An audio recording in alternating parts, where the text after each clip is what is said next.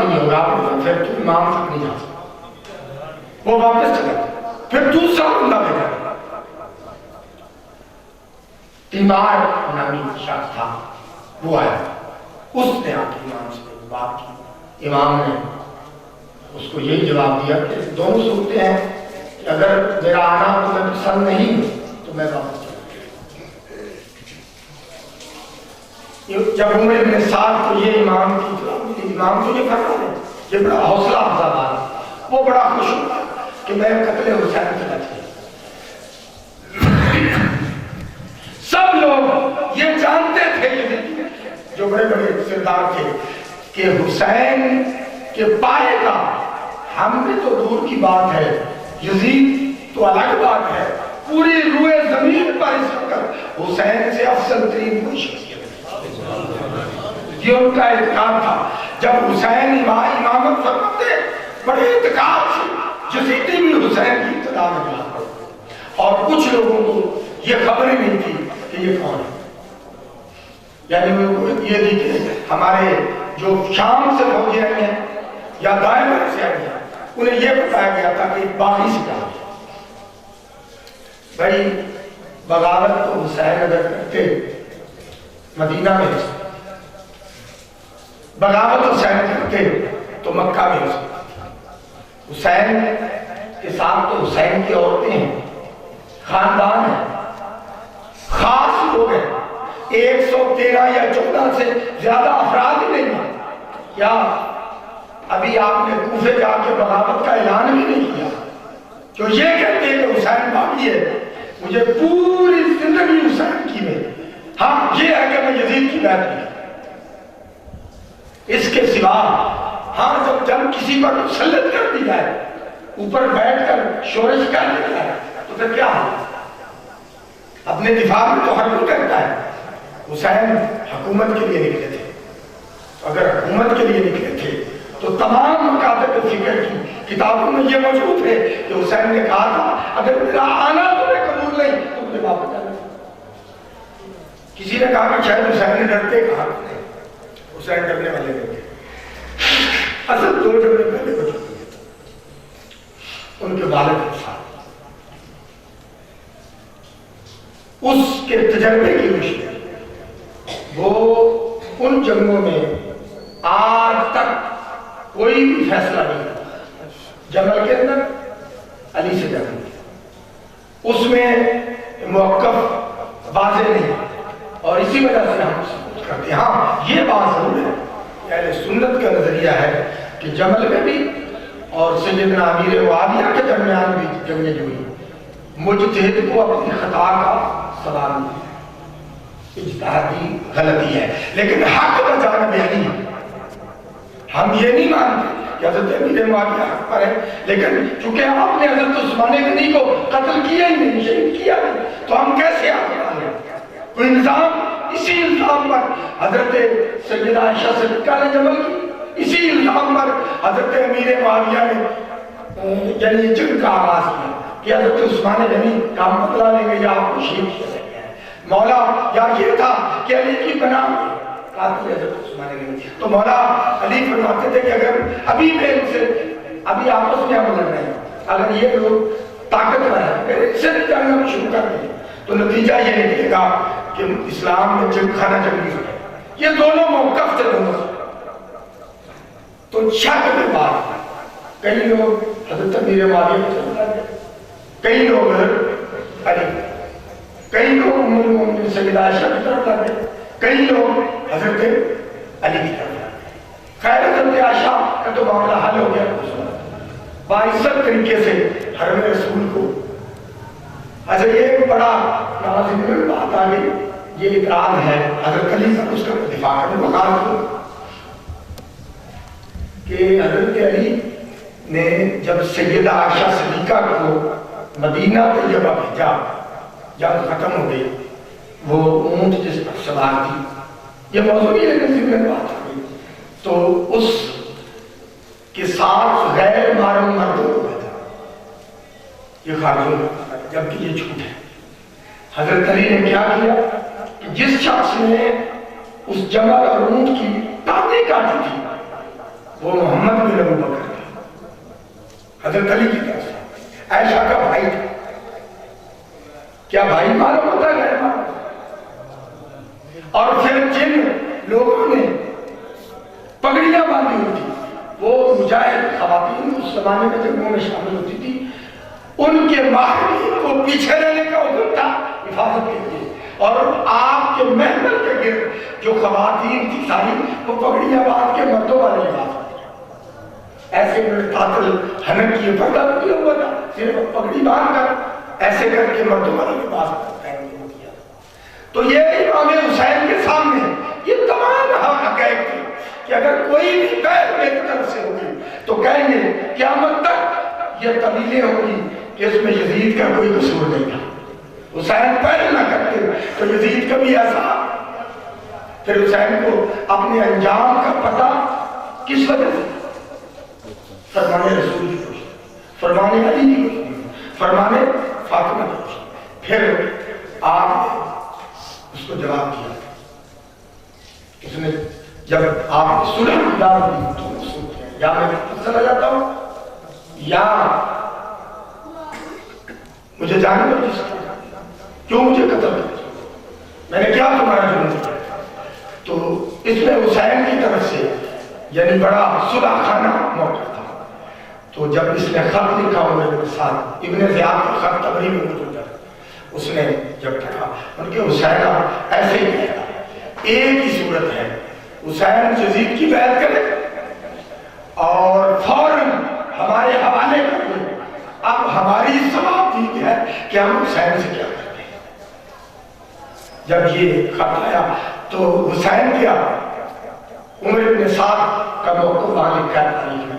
کہ اس نے کہا مجھے اسی کی، عمر بن سعد نے کہا کہ مجھے اس سے یہی درد تو ہے ابن زیاد سے کہ اس نے ایسے ہی کیا، اور جن کے سامنے وہ حکم صادر کیا وہ گواہ تاریخ میں۔ خیر اس کے بعد پھر یہ ساری فوج جمع ہوئی، انہوں نے خیام گاہ پھٹانے کا حکم دیا۔ پھر امام نے کیا اس کے جب پیچھے ہٹا دیے گئے، سامنے فرات تھا، پیچھے آپ نے بہت گہری اپنے صحابہ کو خندق کھودنے کا حکم دیا اور اس میں لکڑیاں اکٹھی کر کے جلا دی۔ آخر دن 10 تک اس خندق میں لکڑیاں، آج کے دن بھی وہ خندق کھودی جا رہی 2، تاکہ اگر حملہ، چونکہ ابن زیاد کا موقف اگرچہ عمر ابن سعد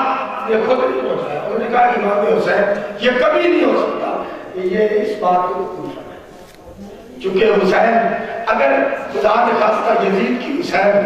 بیعت کر لیتے تو کیا آپ تو آج ہے نہیں ہوتے؟ لوگ دین پر اسی طرح کہیں گے خواجہ اجمیری نے پیارا موقع شاہ میں کئی بڑے بڑے مارکوں میں گیا ہوں، وہاں دوسرے مارکے کے لوگ آئے ہیں، وہ کہتے ہیں کہ شہادت ہم بیان کرتے ہیں، ہم اہل بیت کی محبت رکھتے ہیں، تو میں انہیں کہتا ہوں یار سنیوں جیسی تم کبھی شہادت حسین نہیں بیان کرتے، ساری ان کی ذریت بھی جمع ہو جائے، میرے خواجہ اجمیری جیسے فاروق کا حسین کی شان، مقام شہادت، مقصد شہادت سب کچھ اس سے بنتا ہے۔ شاہ است حسین، بادشاہ است حسین، دست دست یزید، حقہ کے لائے لا الہ است حسین۔ حسین کا مقام بہت عالی اور رفع ہے، چونکہ 2 کی حالات جو میں نے بیان کیے یہی ہیں۔ میں وہاں روزانہ اپنے وہاں پروگرام رکھا ہے، منزل و منزل یعنی لے کر مکہ سے مدینہ سے ہم نے اپنے مدرسے میں مختصر، اور کمال یہ ہے کہ جو کسی اچھی سنت کو زندہ کرے اس کا ثواب اسے ملتا ہے۔ یہ کام جب میں یہاں آیا تو میرے دل میں بھی جذبہ پیدا، مفتی صاحب کی اس بات کو 10 دن پروگرام، اور اس دن سے میرے تعلیم کے اندر آج پروگرام ہو رہا ہے، اور حقیقت بات ہے اس سے پہلے خیال میں رکھیں، میں نے کہا یہ بہت مفتی صاحب نے سوال شروع کیے، اور اہل سنت کے لیے تبلیغ کا بہترین ذریعہ ہے۔ میرے تعلیم کے اندر 10 رحمت یکم چلے گا اور منزل کا منزل آج جو یہ واقعہ میں نے بیان کیا ہے یہ واقعہ اسی دن سے 2 محرم کے ساتھ وابستہ ہے اور میں نے اللہ کے فضل سے موضوع کے مطابق گفتگو کی اور آج کا دن یہی واقعہ صرف ابن زیاد کا پیغام آنا اور امام حسین کا ان کو ڈائریکٹ اس نے پیغام نہیں بھیجا صرف اطلاع دینے کی ان کا موقف یہ ہے تو آپ نے فرمایا کہ میں اس موقف کو کبھی بھی قبول نہیں کرتا مگر یہ آخری بات اس بات کی تردید کے لیے میں کہتا ہوں کہ امام حسین اگر مقصد حکمت ہوتا جب آپ طاقت کا مشاہدہ کرتے کہ ادھر طاقت 40,000 مکیش ہے یا 30,000 بھی اگر 30,000 سے کم تو کسی نے نہیں لکھی 30,000 کے مقابلے میں 113 افراد ہوں مرد تو کیا ان سے بھاگ کر نکلنے کی کوئی امید ہے؟ اس سے بڑا پریشر حسین پر اور کیا ہو سکتا ہے لیکن اس کے باوجود امام حسین نے اپنی 10 محرم کی صبح اپنی اونٹنی پر سوار ہو قرآن مجید سامنے رکھ کے ایک طویل خطبہ ارشاد فرمایا اور اس خطبہ کے چند الفاظ میں آپ کو پیش کروں آپ نے فرمایا اے اہل کوفہ اے میرے قتل پر آنے والوں مجھے شہید کرنے والوں کیا تم نے خط نہیں لکھے آج بھی تمہارے خط میرے پاس موجود ہے تمہاری دعوت پر میں آیا ہوں اور یہ مجھے بتاؤ جتنی حدیث حضرت ابو ہریرہ حضرت سعد رضی اللہ عنہ دیگر صحابہ سے مروی تھی امام حسین کی شان میں اس وقت کئی صحابہ کرام باقاعدہ حیات تھے آپ نے فرمایا مشرق مغرب جنوب و شمال کی طرف دیکھ کے فرمایا کیا میرے سوا کوئی نواسہ رسول ہے تو آپ نے فرمایا یہ جانتے بھی ہو اس کے باوجود مجھے قتل کیوں کرتے میں نے تمہارا کیا جرم کیا اس خطبے میں بھی امام نے فرمایا کہ اگر تم میرے ساتھ نہ رہو میں واپس چلا ایک سردار جو تھا کوفے کو اس نے آواز کہ حسین کے اوپر یزید کی بیعت کیوں نہیں کر دیتے آپ نے فرمایا یہ حسین سے ممکن نہیں یہ کبھی ممکن اور پھر آخر یہ خطبے میں آپ تعارف روایت میں 3 خطبے امام صرف اپنے تعارف کیا عرب میں یہ دستور ہے جب 2 جوان لڑتے ہیں وہ ایک دوسرے کا تعارف کرتے تو حسین نے کہا میں اس لیے تعارف کرتا تاکہ تمہیں پتہ چل جائے کل کو کوئی مغالطہ نہ رہے لیکن وہ اس چیز سے بات نہیں ہے پھر جب امام آخر پر تنہا رہے آخر پر اللہ پھر بھی آخر فرمایا ان لوگوں نے کہا حسین ہم تو اکیلا رہ گئے اب کیا حال ہے انہوں نے کہا انہوں نے نرمی نہ رکھی آپ نے فرمایا میں تو اپنی نہیں ہوں اتنے بچے اس لیے شہید کرائے ہیں تاکہ قیامت کے لیے ایک نشان بن جائے اگر تمہاری طاقت کمزور ہے میں آپ نے خطبے کے اندر الفاظ ہے امام کی جو تمام تواریخ میں لکھا ہے کہ میں عظیمت کی بجائے رخصت پر عمل کر سکتا ہوں لیکن میں نے رخصت پر عمل نہیں کیا عظیمت پر کیا ہے کہ قیامت تک دنیا میں حق پر عمل کرنے والوں کو یہ ترس مل جائے اگر کوئی حق پر قائم رہنا چاہے تو حسین کی طرح رہ سکتا ہے اگر اس کے مقابلے میں ہزاروں لوگ ہوں سب ان کو قتل کرنے والے ہوں اگر وہ قائم رہے تو جو حق پر قائم رہے اپنے موقف میں لچک پیدا نہ کرے اور گردن کٹا دے فتح اس کی ہوتی ہے جو بات منانے والے ہوں وہ ہزاروں میں ہوں جب ان کی بات وہ تسلیم نہ کرے گردن کٹا دے تو فتح تب ان کی ہوتی ہے وہ بات تسلیم کروا لیں تو اس 40,000 افراد میں امام یزید حسین سے اپنا موقف قبول ہے حسین نے اپنے موقف کو نہیں قبول کیا اور اس کا نتیجہ کیا فتح کس کو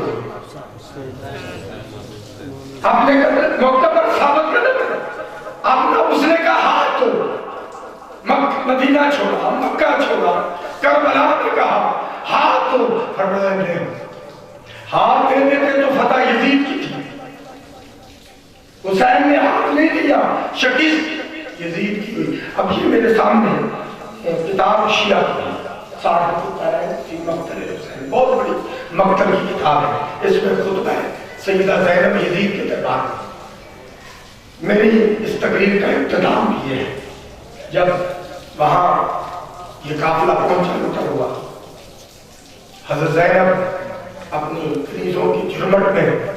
امام زین العابدین توق کے ساتھ بیڑیاں پہنے ہوئے پیش ہوئی،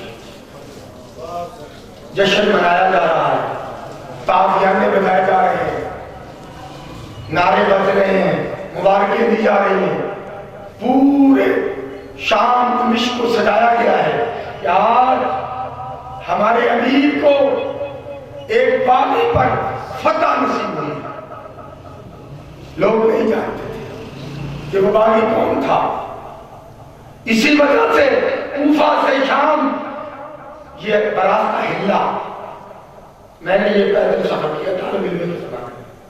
میں کوفہ سے شام عقیدت کی بنیاد یہ ہلنے والا رستہ 350 کلومیٹر، اور ان سیدزادیوں کا حال تو وہ کس طرح رستے میں ایک خانقاہ آج بھی موجود ہے، یہودیوں کی خانقاہ، وہاں یہ تھک گیا کافی اور لیٹ گیا، اس خانقاہ میں پڑا، اس خانقاہ کا جو راہب تھا یہودی وہ ہے، اس نے ساری صورتحال دیکھی، ایک طرف یہ مستورات عصمت ہیں، ایک طرف وہ یزیدی فوجی ہیں، امام زین العابدین قید میں ہیں۔ تو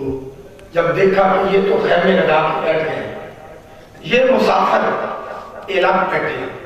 اپنے خاندان رسول کی بچا بچا، وہ بغیر سائے کے، بغیر خیمے کے، یعنی جیسے کہ فاتح انداز میں کوئی مفتوج پروں کے ساتھ سلوک کرتا ہے۔ تو اس یہودی نے معلومات کی، اس کو پتہ چل گیا کہ یہ وہ لوگ ہیں جنہوں نے اپنے نبی کی اولاد کو قتل کیا۔ اس نے کہا میں یہودی ہوں، میں حسین کو جانتا ہوں، ایک رات کے لیے حسین کا سر مجھے بالکل صحیح بات ہے، سارے حسین مجھے اور نہ مانے، اور ان مسافروں کے لیے میں اپنی خانقاہ کے دروازے پہ ان کا استقبال کرتا ہوں، یہ رات اس یہودی کی خانقاہ میں گزاروں، میں ان عورتوں کے لیے ہر طرح کے اسباب کا انتظامات کرتا ہوں۔ اس نے دیکھا کہ یہ نہیں ہوتا ہے، وہ سمجھ گیا کہ انہوں نے اپنے نبی کے بیٹے کو لالچ میں کر دیا ہے، انعامات کی وجہ سے کر دیا۔ اس نے کہا میں اتنے دینار تمہیں آج رات سر حسین کا کرایہ دیتا، یہ مجھے دیتا۔ وہ دینار لے کر انہوں نے سر حسین اور قافلے کو حوالے کر دیا یہودی نے۔ یہودی نے کیا دیکھا؟ اس سر میں خون لگا ہوا ہے، خون جمع ہوا ہے، داڑھی مبارک خون آلود ہے۔ اس نے ایک پتھر پر سر حسین کو کچل دیا۔ سبحان اللہ۔ میں اس خانقاہ میں خود گیا، آج بھی وہ جو سر حسین سے خون اترا وہ اس پتھر پر تازہ ہے، اور بعض لوگ بیان کرتے ہیں جب 10 محرم کا دن آتا ہے اس خون میں ایک نئی چمک، شہید کا خون آج بھی اسی طرح۔ اور وہ یہودی بعد میں مسلمان ہو گیا، اس وجہ سے جب اس نے غسل کیا تو سر حسین سے آواز آ رہی تھی، تو جب قریب سے دیکھا تو امام زین العابدین اس روایت کے راوی ہے، آپ بیان فرماتے ہیں یہودی تو دیکھ رہا ہے کہ اردو سے یہ کیا کہہ رہے ہیں، یہ قرآن کریم کی تلاوت کرتے ہیں، سبحان اللہ، یہ اس کتاب کی جو میرے جد امجد محمد مصطفیٰ پر نازل ہوئی، یہ دنیا میں پہلا اور آخری قاری ہے جس کا سر کھڑ کے بغیر تلاوت قرآن پاک، یہ قیامت کی۔ اور ابھی بچی اس یہودی کو اونگ رہی، خواب میں کیا دیکھتا ہے کہ اس خانقاہ وہ روشن ہو گئی، خانقاہ چمک اٹھی، ہر طرف روشنی ہے، ان کے ساتھ کچھ لوگ ہیں، اور پوچھا آپ کون ہیں؟ آپ فرماتے ہیں تم یہودی ہے اس لیے مجھے نہیں پہچانتا، آج میرے نواسہ حسین کا سر تیری خانقاہ میں ہے، ماں تو کیا چاہتا ہے کہ ہمارے اوپر احسان تو نے کیا، میرے نواسے کو عزت دی، میری بیٹیوں کی قدر و قیمت کی، آج ماں میں اس کا جدی امجد محمد ہوں۔ تو آپ جب بڑے تو میں اور کچھ نہیں چاہتا، میں آپ کو حق مانتا ہوں، میں یہ چاہتا ہوں آپ مجھے خود کلمہ تکبیر، نعرہ رسالت، حسینیت، حسینیت، حسینیت۔ اس یہودی نے کہا کہ یہ انعام ہے جو ایمان کی دولت مجھے آج نواسے رسول کی خدمت اس کے سر انور کی برکت سے نصیب ہو گئی، اور میں نے اس خانقاہ کی زیارت کی، آج بھی وہ پتھر اس کے اوپر شیشہ لگا ہوا ہے، دنیا جاتی ہے زیارت کرتی ہے، امام حسین منزل منزل کرام جو میں واقعہ بیان کر رہا تھا سعادت دارین کا، کہ جب دربار یزید سج گیا، دوسرے بازار کے ذریعے نہیں، بغاوت کے خطرے سے ڈرتے ہوئے ان لوگوں نے دربار کے پچھلے رستے ان قیدیوں کو دربار میں لایا گیا، سعادت دارین سیدانیہ پیش ہوئی، اور یزید نے لوگ سارے بیٹھے ہیں۔ پہلے تو یہ ہوا کہ جناب سکینہ بنت الحسین زہرے کے شہزادی ہے، روئے زمین کے حسن کو ایک طرف کرو تو مصطفیٰ کا حسن ہوتا ہے، یہ نسل رسول ہے، اور دربار سجا ہوا ہے۔ ایک یہودی دیکھ کے اس بچی کی طرف، سفیر تمام ممالک کے اس جشن میں شامل ہیں، یزید کو مخاطب کر کے کہتا ہے اے یزید، تمہارے مذہب میں جس فوج پر فتح پائی جائے ان کی خواتین کو کنیز بنایا جاتا ہے، میں چاہتا ہوں اس بچی کو بطور کنیز تو میرے حوالے کر دے۔ دربار یزید میں یہ اس یہودی نے کہا تو حضرت زینب سلام اللہ علیہ اس وجہ سے بہت خبردار، یزید نے خود اپنی زبان سے یہ کہا کہ ان کو کنیز نہیں بنایا جا سکتا۔ کہا یزید پھر تیری کیسی فتح ہے؟ فتح من تو کنیزیں بناتا ہے اور تو کہتا ہے ان کو کنیز نہیں بنایا جا سکتا۔ تو اس پر سیدہ زینب نے فرمایا یزید تیرے دن گنے جا چکے، تیرا سورج غریب ہونے غروب ہونے والا ہے، آج جس بات کو تو اپنے منہ سے تسلیم کر رہا یہ تیری فتح نہیں، ابھی یہ تھوڑا وقت گزرا تھا تو آذان کی آواز آئی مسجد دمشق میں، دربار مسجد دمشق میں، جب آذان کی آواز آئی فرمایا سیدہ نے اے یزید تو کہتا میں جیت گیا، جشن منا رہا ہے، سن یہ میرے بھائی حسین کی فتح کا اعلان، یہ تیری فتح کا اعلان نہیں ہو رہا، تیری فتح ایک دن ہے، میرے حسین کی فتح قیامت تک ہے۔ نعرہ تکبیر، نعرہ رسالت، نعرہ حیدری، اور یہ آواز قیامت تک گونجتی رہے گی، اور یہ حسین کی شہادت کی وجہ سے، حسین کی قربانی کی وجہ سے یہ آواز پوری روئے زمین پر پھیل جائے گی۔ تو یہ ہے آج 1400 سال گزر گئے، ہماری مساجد کے اندر جو اذان ہے یہ حسین کی فتح کی ذریعہ ہے، نبی کا اعلان حسین کی فتح ہے، اور یزید کا نام قیامت کے لیے بدکاروں میں لکھا گیا، یہاں بھی کوئی لے گا، اور یزیدی ساری عمر وضاحتیں کرتے رہے اور کرتے رہیں گے کہ یزید نے قتل نہیں کیا، یزید کا کوئی گناہ نہیں، یہ ہے وہ ہے کبھی باغی بنائیں گے. اوے باغی تو تب ہے آپ نے کیا بغاوت کی ہے؟ آپ نے تو جنگ کی پہل ہی نہیں کی. جب آپ نے جنگ کی پہل نہیں کی آپ نے خاموش ایسی تبلیغ کی.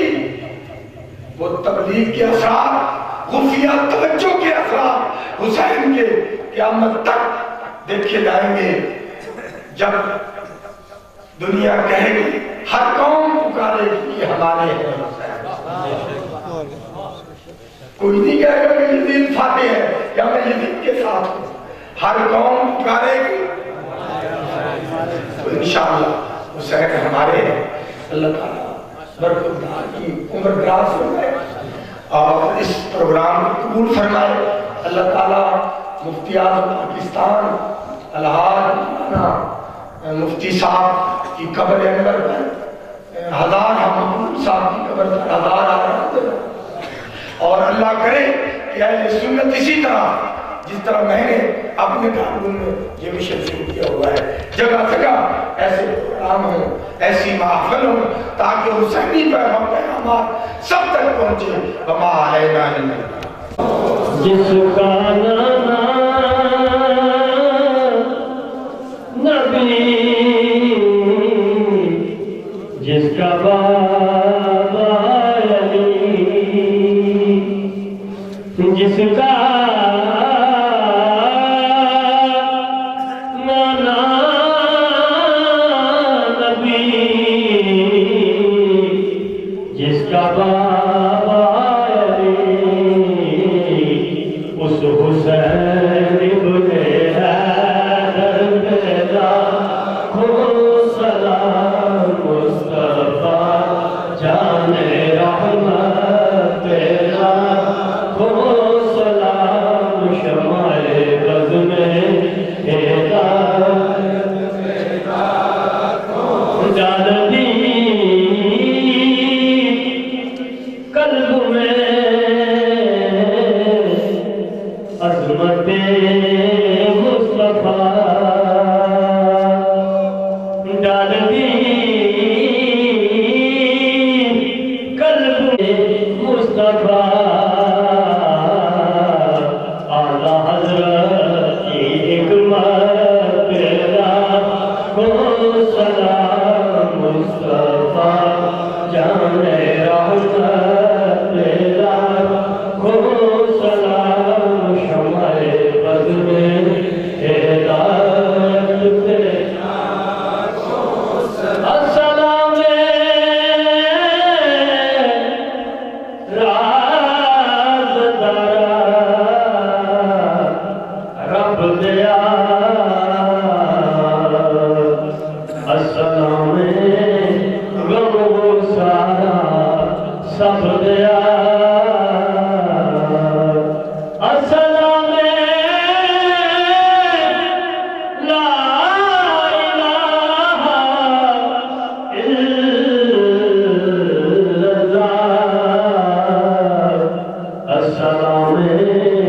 محمد رسول اللہ تو سخی صلی اللہ علیہ وسلم تسلیما. الصلاة والسلام علیکہ یا سیدی یا رسول اللہ وعلا آلہ وصحبہ یا حبیب اللہ. الصلاة والسلام علیکہ یا سیدی یا رسول اللہ وعلا آلہ وصحبہ یا حبیب اللہ. الحمدللہ رب العالمین والعاقبۃ للمتقین والصلاة والسلام علی اشرف الانبیاء والمرسلین وعلى وصحبہ اجمعین. ربنا تقبل منا انك انت السميع العليم وتب علينا انك انت التواب الرحيم. ربنا ظلمنا انفسنا وان لم تغفر لنا وترحمنا لنكونن من الخاسرين. اللهم انك عفو كريم تحب العفو فاعف عنا واغفر لنا وارحمنا انت مولانا فانصرنا على القوم الكافرين. اللهم اغفر لنا ولوالدينا ولمشايخنا ولأساتذتنا ولتلاميذنا ولأحبابنا ولجميع المؤمنين والمؤمنات والمسلمين والمسلمات برحمتك يا أرحم الراحمين. اللهم يا شافي يا الله اشف مرضانا ومرضى المسلمين. اللهم يا قاضي الحاجات اقض حاجاتنا اللهم يا حل المشكلات حل مشكلاتنا اللهم يا دافع البليات ادفع بلياتنا اللهم يا شافي الله اشف امراضنا اللهم يا خير الناصرين اللهم يا خير الرازقين اللهم يا ارحم الراحمين اللهم يا اكرم الاكرمين